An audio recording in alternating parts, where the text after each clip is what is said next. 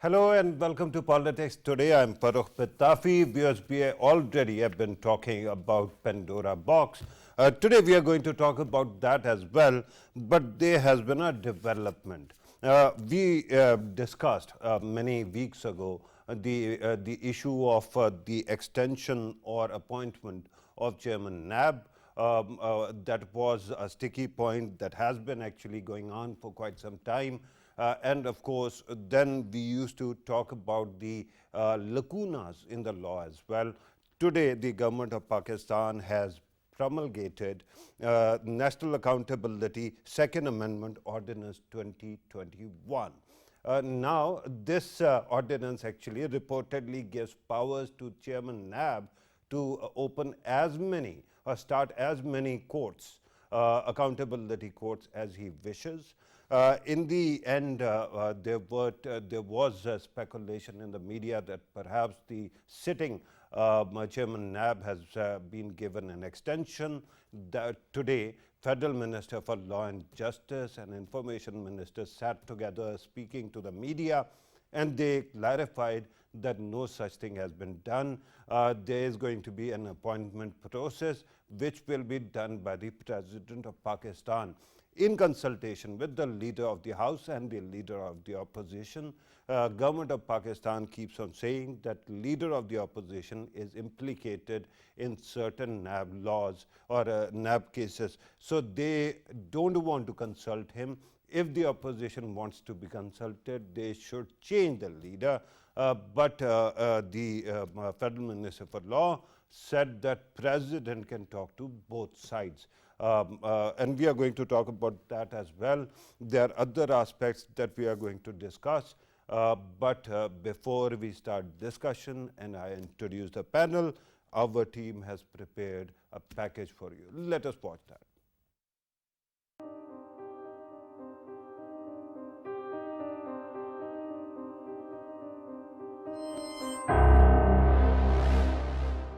The government is facing pressure from all quarters due to the Pandora Papers leak and the tussle over the appointment of the chairman of National Accountability Bureau. The Pandora Papers leak revealed the names of almost 700 Pakistani offshore company holders. The Pandora Papers include names of ministers, bureaucrats, military officers, and media moguls. The FIA, NAB, and FBR will be investigating all those named in the Pandora Papers. On the other hand, the PTI government has decided to not consult with the opposition over the appointment of next chairman of the National Accountability Bureau. There will be a conflict of interest because the leader of opposition is facing multiple corruption charges himself. Federal Minister for Information and Broadcasting, Fawad Chaudhry, stated that consulting with the opposition would be concurrent to letting criminals decide their own investigative officers. Without the appointment of Chairman NAB, the investigation into the Pandora Papers leak will be delayed. It remains to be seen how the government will tackle this new string of challenges.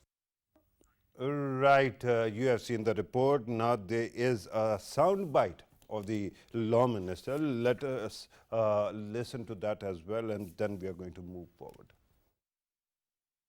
ऐसे amendment लाया जाए कि जो सारा का सारा taxation का मामला है वो सारा का सारा एफबीआर को ही रीडाइवर्ट किया जाए. इससे केस नहीं ख़त्म होंगे, इससे सिर्फ फॉर्म चेंज हो रहा है. तो अगर कोई प्राइवेट इंसान होल्डर ऑफ पब्लिक ऑफिस से कनेक्टेड नहीं है तो नैब का कोई जुरिस्डिक्शन नहीं है. किसी ने ऐसी ओपिनियन दी है, एडवाइस दी है, रिपोर्ट पेश की है.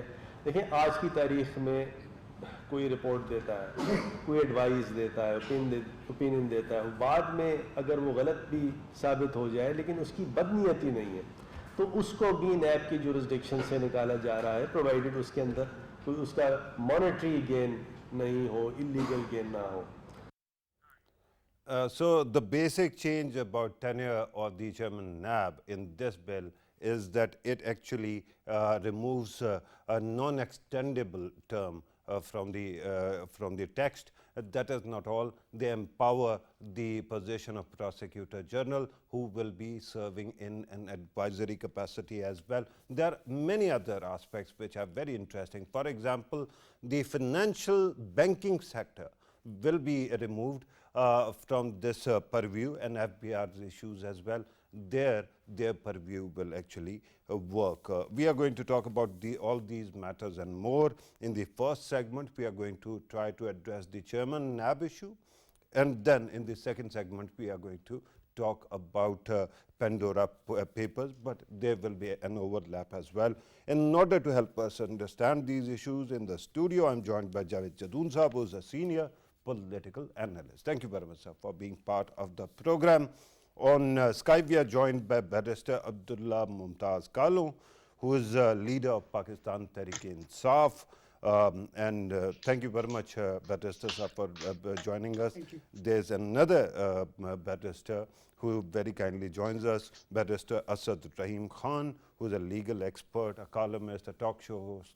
And if I start praising him, I think I will have to dedicate the whole program. Thank you very much, Barrister Thank you Saab, so for much, being sir. part of the program. I have to first start with the studio, Javed Jadoon Saab, your take on all these changes. And surprisingly, the idea that, Supreme Judicial Council used to actually remove Chairman NAB, that has been retained, despite the fact that it is essentially not a judicial body. Thank you very much, Farrukh.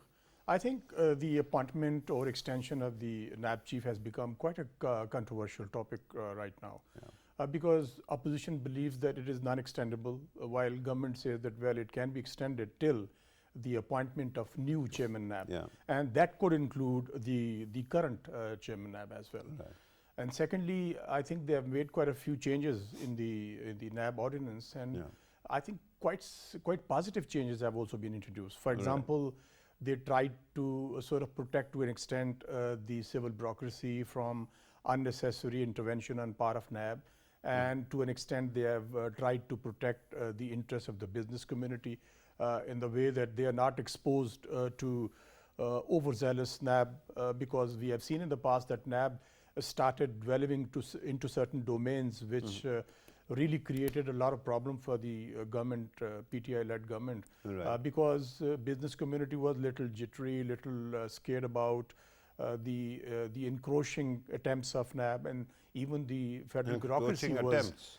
Yes, I think attempts But they were made. uncertain because tomorrow, whatever they do, under instruction of a politician, they can be apprehended. But Yeah. I think even Farrukh bureaucracy, Yeah.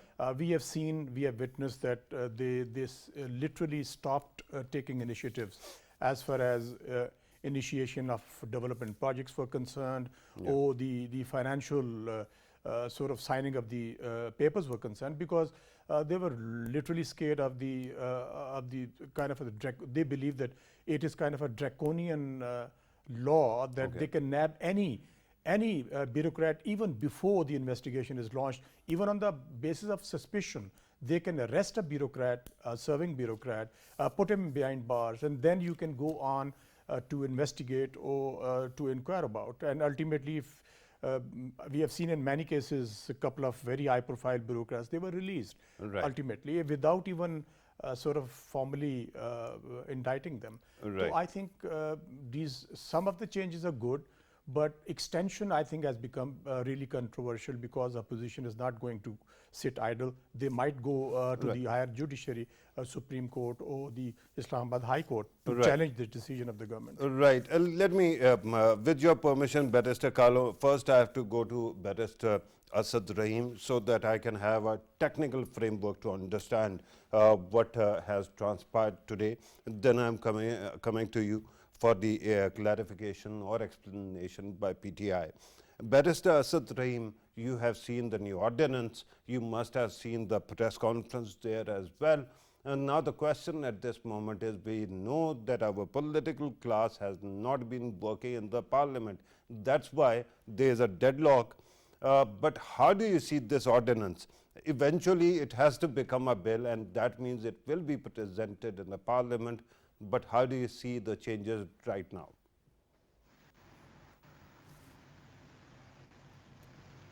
You'll have to unmute your mic. Yes, sorry about that. Go ahead. Thank you for having me, Farrukh. I think the core element remains the emphasis on non-extendable tenure. We saw in previous years when Mr. Irfan Qadir Saab was Attorney General for Pakistan, and before that when he was PG NAB, that this matter was taken up at the highest levels of the Supreme Court. And the reasoning was that the chairman NAB and other relevant posts within NAB have to have a non-extendable limitation. Otherwise, you become beholden to the executive of the day. What the Okay. new framework that the current law minister is suggesting is that you phase out a non-extendable provision, and the reasoning he has provided in his press conference is that this will provide a larger pool of candidates. Right. Having said that, though, it does again make you beholden to the executive. The next thing, and I would agree with the previous gentleman, that there are positive developments. You have endeavored to exclude private persons from the jurisdiction of the NAB ordinance Right. without, and we saw this in the previous Law and Justice Division under Mr. Syed Hamid, without there being too concerted an effort to completely declaw NAB for political reasons. So Right. that would be the positive step that the current dispensation is taking. I do feel, though, that by getting rid of the non-extendable part, you are creating a troubling precedent with regards to the independence of this institution that's Okay. already being heavily scrutinized. Right, but why is there a problem in extension? That is a big question. But something else, something technical that I want you to explain. Today, when federal law minister was talking about plea bargain, and then he talked about another thing that is regarding the bureaucrats. He said that people who actually go for VR, I don't know, I thought for a second that it might be virtual reality, but it is not. It's VR, that's not. they will not be allowed to go back to their services. So what is VR and how is it different from plea bargaining?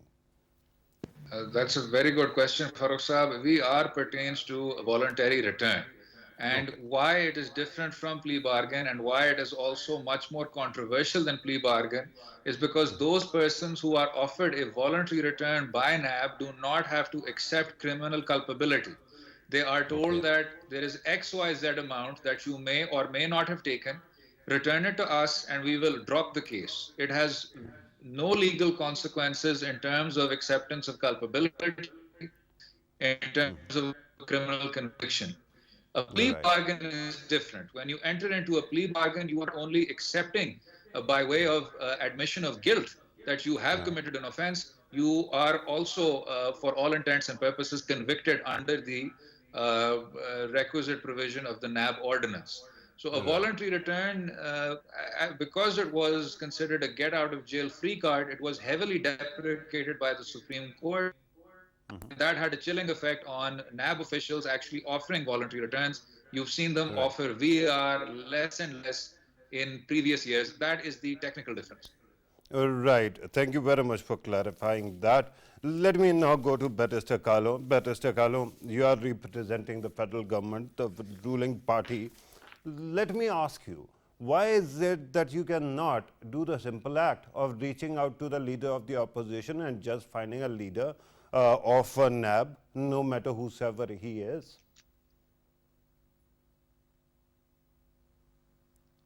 Again, you'll have to unmute your mic, sir. Thank you, Barrister Pitafi Carlo, Saab, for I can hear you. Please go thank ahead. you. Yes, thank you for inviting me on your show. As far as the government's concerned, our stance is very clear, and this is, in essence, that how can we expect a person who's himself under the he's facing corruption references, NAB references ongoing, be able to assist the government in reaching out in appointing a successor to the current chairman of the NAB, because Okay. it would be, in essence, you'd be appointing someone who'd be overlooking the cases that he's currently facing. So, in essence, it's a conflict of interest argument, and Right. I from our don't want to perspective, go. Hang on, hang on. Barrister Carlo, I don't want to go into the conflict of interest argument. That is a big one, I understand that.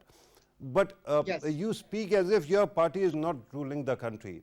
At this moment, the parliament has your party's majority. If you think that there is a person at such a position who should not be there and who should not have a say in these matters, there's nothing you can do. I mean, the Speaker, National Assembly actually comes from your party, although he's supposed to be neutral now. But you can make laws to ensure that people who are culpable are not actually sitting at such an important position.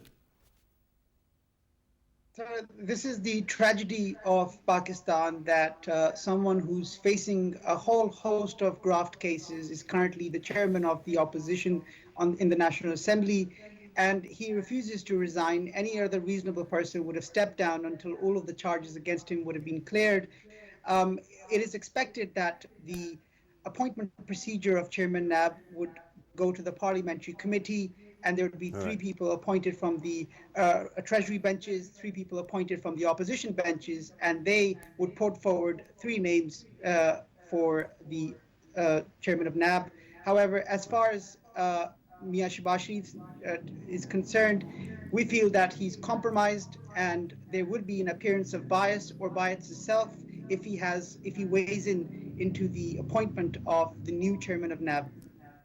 No, I get that. But you are in the parliament, you have a majority in the parliament. On one side, you can change the law. By doing so, remove the reference to the consultation bit. Or you can also, make sure that a person who is thought, in your view, if he is guilty, or if there is a possibility, strong chance, that he doesn't have any say. You haven't done anything on this matter. Today, you passed an ordinance. Even in ordinance, you haven't mentioned this. Indeed, sir, we have passed an ordinance. As far as the government's concerned, we have been ongoing in our efforts to try and reach out to the opposition. However, the stumbling block from our perspective has been the leader of the opposition, and the opposition has decided to play hardball with the government on this issue.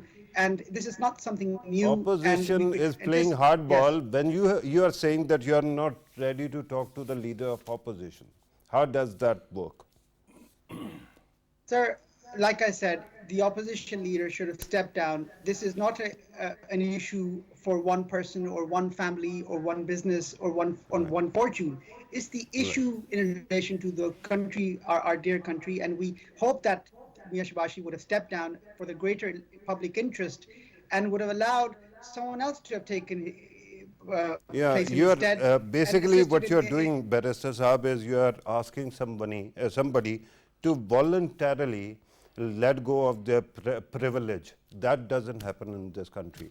So what is the way forward, Javed Jadoon Saab? It seems that eventually, once again, it will end up being deadlocked. Somebody will go and try to challenge the ordinance in a court of law. On the other side, when it comes to the appointment of Chairman NAB, once again, there will be some kind of limbo. Absolutely. I think, if you allow me to make very brief comments on Go ahead. The consultation process. I think legally it is, it is mentioned leader of the opposition, not Mr. Shehbaz Sharif. Yeah. Prime Minister or leader of the House will have to consult with the leader of the opposition for the appointment of NAB chief. Yeah. Now, this consultation process does not stop the Prime Minister to consult with the leader of the opposition if he is implicated in certain cases. Maybe on moral ground, you can say that. Yeah. But legally, I don't believe that it stops the Prime Minister or the leader of the opposition is disqualified to become part of the consultation process. Okay. And secondly, you said that when you make it controversial right at the outset, and if you go for whatever you want to do and you decide that, well, it is extendable, or it becomes extendable when the ordinance is promulgated and you open the field for the opposition to go to the court of law. Secondly, if you kind of set such example, tomorrow PTI could be in opposition and some other party could be. There's always a possibility that tomorrow they would be in opposition and some other party could be in the government. So I think they would like to pay back in the same coin. Because if you go on for the confrontation, it is kind of unending confrontation. And the right platform is the forum, which is the very appropriate forum, that is the parliament. Let the parliament discuss it, let the parliament decide it, and if certain changes have to be made in the ordinance or some law is to be enacted by the parliament, I think that would be acceptable to the opposition as well as to the government, Right. so to the sitting government. These are the arguments, right?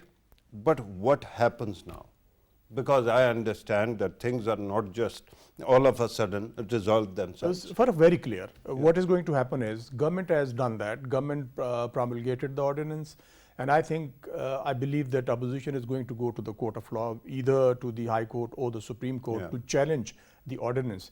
If ultimately the ordinance is the court strikes it down, I think that would become kind of embarrassing situation for the government as well. Yeah, but that is why I think Farrukh Naseem keeps on saying that consultation has to be done. He did not say shall, he said will be done. I mean, and either then he by the said that- president or the prime minister, consultation is there. Yeah, When then to he said consult, I mean, president. your point was very valid. If they are unable to decide, leader of the house and the opposition cannot decide the appointment of the new NAB chief, then it goes to the parliamentary committee, constituted by the speaker, 6 members each, equally represented. And if even they are unable to sort of come to a conclusion, what is going to happen is the incumbent NAB chief will continue. And I think that goes in the favor of the government, because if there is no decision by the two leaders, House and the opposition, and even the parliamentary committee is unable to decide about it, I think that is why they have given the extension to the incumbent chief, that And he that would might- continue. And of course, the way he is conducting his business, it is not favorable to opposition. Right, or at least opposition thinks it is not favorable to the opposition. Asad Rahim Sahab, two very interesting aspects. One, the decision, if there is something controversial about the chairman NAB, it will once again under Article 209 will go to the Supreme Judicial Council. We have been agitating this question that it is not a judicial forum when you talk about NAB. Why should its chairman's fate be decided by Supreme Judicial Council, which is essentially has judicial in its name? Shouldn't there be another body to actually ensure what happens? After so many changes, the government has come back to this point. Why?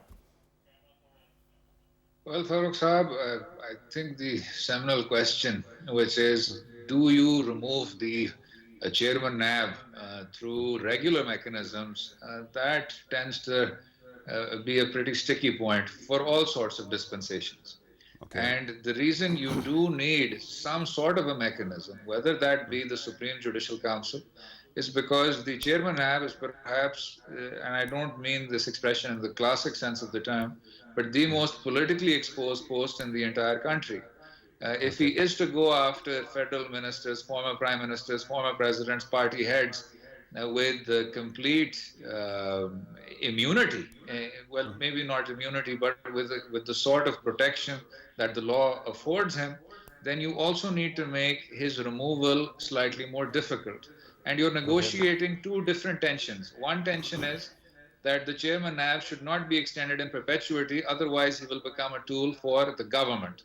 So you cannot assure him job security. The other tension is that he shouldn't be able to be thrown out by, let's say, a writ of quo warranto or some sort of executive fiat, because you also need to protect him from the opposition that his actions are going to incur. So it is by negotiating that tension that you arrive at the Supreme Judicial Council. Right. So the idea is that Supreme Judicial Council, which is essentially, and I have great respect for the judicial institutions of the country, but it is not an elected body. The purpose is that it will slow down the process, or it will do something else that, for that matter, a parliamentary body cannot do. Because usually all over the world, such matters end up with the parliamentary committees.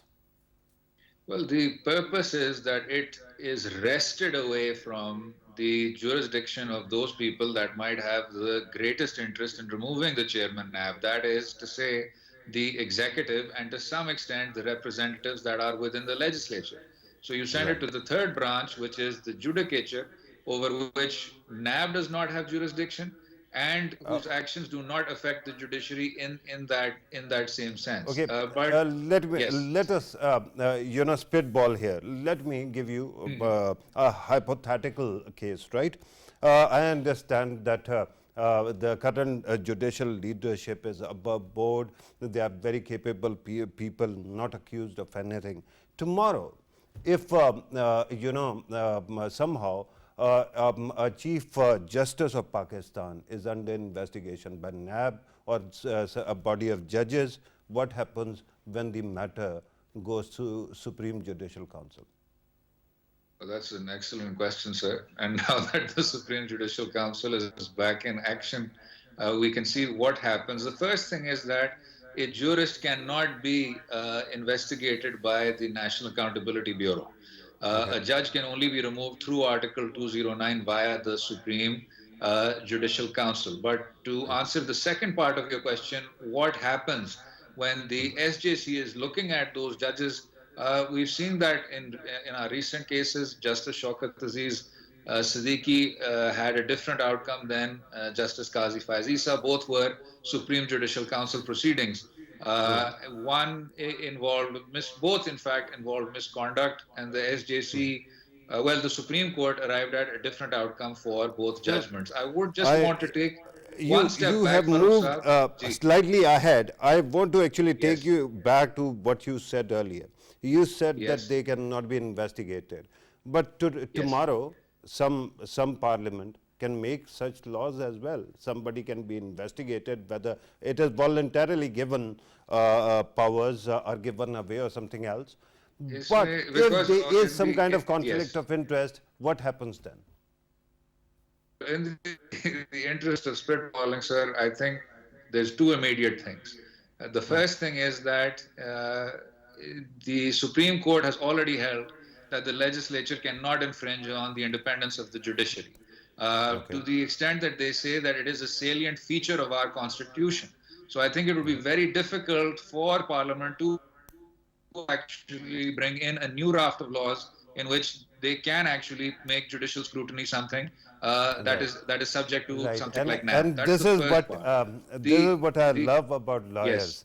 That without actually giving the answer, you have stifled the question at very basic technicality. I'm going to come back to you, and I'm going to come to Barrister Carlo as well. We are told that we have to take a small break. Viewers, when we come back, we are going to continue this discussion. Take a break.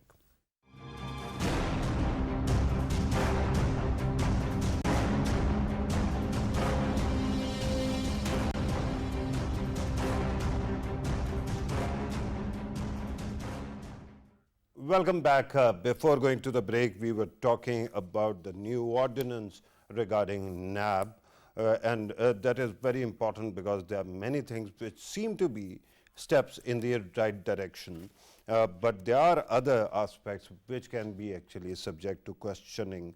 The question that earlier I asked Asad Rahim Saab, do you want to actually conclude that point? Because in the end, you understand that we are talking about hypothetical situation. If there is any kind of conflict of interest for that matter, you are saying that there is a conflict of interest between NAB chairman and the parliament. My point was that there can be a conflict of interest anywhere. So what happens when there is such a conflict regarding SJC? Yes, well, let me ground this just one step back from what Barrister Bilal said. I don't think it's very difficult to understand that the current leader of the opposition is conflicted. He does have cases against him, and from an ethical point of view, he should not really be in the running for consultation. Ideally, he should step down. From the legal point of view, hang on. He's convicted? No. I'm saying purely on an ethical plane, Mr. Shahbaz Sharif, because there is a conflict of interest, one can understand the PTI's perspective when they say that there is a conflict of interest when we have to consult Mr. Shahbaz Sharif. I'm saying the ethical plane is different though from the legal plane. Right now, there is no legal requirement that says that if the leader of the opposition has these cases on him, he should not be consulted. not within our precedent, not within the letter of the law. So Right. you would still need to change the law from at least from a parliamentary perspective. Right. But my question, let me come back to you very quickly, was about removal of a sitting chairman NAB, right? And you were Yes. about to conclude that point as well. Right. Very quickly, sir, on that point, I do feel that it should be within the existing framework of the Supreme Judicial Council. The post is such and it attracts that sort of controversy. There is a need to take it away from the executive and put it in the hands of the judicature until people find a viable alternative. This is the best scenario. Okay, let me go back to Barrister Carlo. Barrister Saab, now that we have this ordinance and one sees that there is a possibility that the opposition and government will not agree on the appointment of Chairman NAB and it will continue. And you have also removed the extendable, unextendable bit from the law. Can you also tell us why do you think that the sitting chairman NAB is such a good candidate for the job? Pitafi Saab, that's an excellent question. The incumbent chairman of NAB, first of all, was not appointed by the PTI. He is someone who we inherited from the previous two parties. They were instrumental in appointing him to his position. And as far as as far as the people of Pakistan are concerned, my government's perspective is that they're very satisfied with Chairman Justice Javed Iqbal's performance. He has been conducting his duties on a professional basis. And until the opposition and the government sit together and agree on a viable alternative, it is important, it is incumbent that there is someone who occupies that position. And I agree with Javed Jadoon Saab and Asad Rahim Saab that if the parliamentary committee fails to achieve a consensus, then the matter will go to the judiciary. And yes, but no, I get what you're saying. I wanted you to, Barrister Carlo, I wanted you to sell the sitting chairman NAB to us. What do you think is his strength? I understand that you said professionalism. I thought that you also mentioned that he has conducted the business well. But what business are you talking about? Recoveries or indictments or convictions? Sir, in relation to his tenure, I mean, as far as the PT is concerned, we believe that Chairman NAB has done an exemplary job and in going after the high and mighty of our country and ensuring that they are brought before the courts, in ensuring the references are brought on time. It is another issue as to whether the trials have been concluded. That's something that we're working on. But at the same time, we believe that Justice Javed Iqbal Saab has done an excellent job. And this is the reason, one of the reasons why Mia Shahbaz Sharif and his cohort are so unhappy with Justice Javed Iqbal Saab's performances. He must be doing something right. Okay. Just because they are opposing him, you are going to support him is a great argument. But you have given other arguments as well. Let me come back to the studio. I'm told that we are left with 5-6 minutes. If you want to actually comment on this, I understand that we could have talked about Pandora paper as well, but there's hardly any meat there left, right? Chairman NAB position seems to be quite an intriguing one. Do you think that in coming days it is going to be status quo, or it is going to be, if President consults both leader of the House and opposition, there's going to be a consensus name that is possible? Yes, of course. I think there's a silver lining, Farrukh, when the law minister says that President will consult the leader of the opposition. I think there's definitely a silver lining. And there's a probability the two could sit together or telephonically sort of discuss the issue. And if they, because I think it is going to be the government. They can even tweet at each other. Government will, I think, basically they will present a panel of eminent persons for the post, post of NAB, Chairman NAB. Which could include the sitting chairman as well. And discussion is going to be open between the two. And I think if the both sides realistically look at the issue, because it is going to open up new the new battlegrounds between opposition and the government. If it goes on and on like we discussed earlier, then it goes to the parliamentary committee, and then it goes to ultimately to the judiciary. So if judiciary goes for the decision, then I think the prerogative of the government and the opposition is basically given up. And I don't believe that this is going to be a pragmatic approach on part of the government and the opposition. They shouldn't let this opportunity go on. And I think they are the best people to judge. I'm a bit confused when it comes to appointment of a chairman NAB. It is going to be a legislative function that leader of the House and opposition are going to be consulted. When it is a matter of removal, it goes to Supreme Judicial Council. You get the point that was the point I wanted to make, Farrukh. I think it is absolutely correct, because in most of the democracies, maybe not in every democracy, it is the parliament which is the overarching body, and the oversight is done by the parliament. And I think it should be with the political system, not with the judiciary. And the beauty of this parliament is they don't seem to agree on anything. So if you take this matter to them, I don't think that any chairman NAB will ever be removed. Right. Asad Rahim Saab, you can actually tie it up. You can give us your conclusion. But there was another very interesting thing that happened today.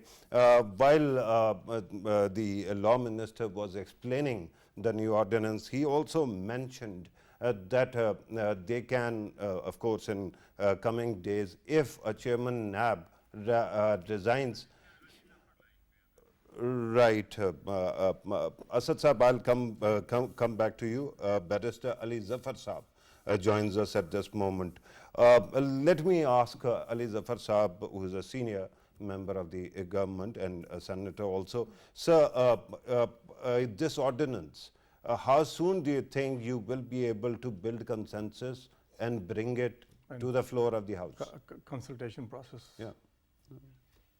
I think pretty quickly, but I think before I go to answer your question, may I just give a brief account of what this ordinance intends to achieve? The existing NAB ordinance has two major gaps, major lacunas.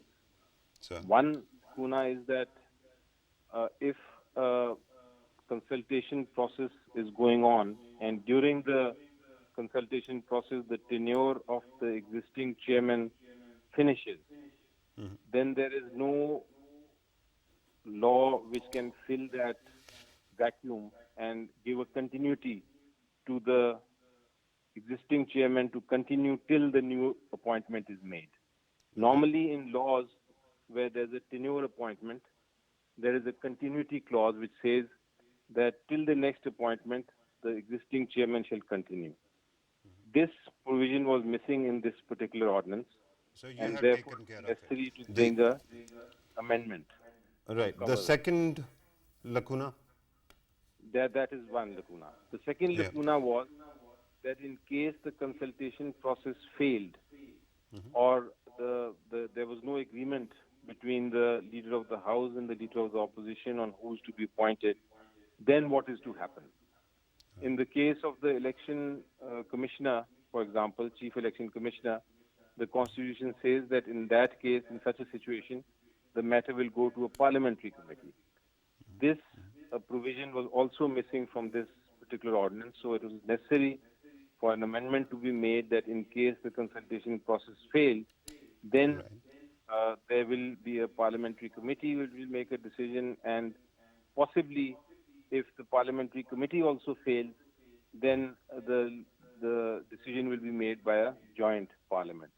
So this mechanism has also been provided in this ordinance, which I think is a positive thing. It is an advantage. Right. It is. Now, when are you going to table it in the parliament as well? Now, an ordinance by its very nature is a temporary piece of legislation. So it will expire, and therefore it is necessary that eventually a bill is moved in the parliament, and then the parliament considers this and makes it a law. So I assume that in the next, if for example the consultation process is not successful, then I assume that this bill in any case is going to go into Parliament in the next month. And while the ordinance is still continuing, the bill will then be tabled in Parliament for discussion. Right, sir. I'm told that we are left with no time. But sir, thank you very much, sir, for being part of the program. Thank you very much for your valuable time. Let me also thank the guest in the studio and on Skype, Javed Jadoon sir. Thank you very much, sir, for your precious input. Barrister Asad Rahim sir, I wanted to come to you for a further conclusion, but I'm told that we have run out of time. Thank you very much for your precious time. Barrister Carlo, thank you very much, sir, for your time as well. Because when I have told my guest that there is no time, then there is hardly any time for my conclusion either. Thank you very much for watching. Take care.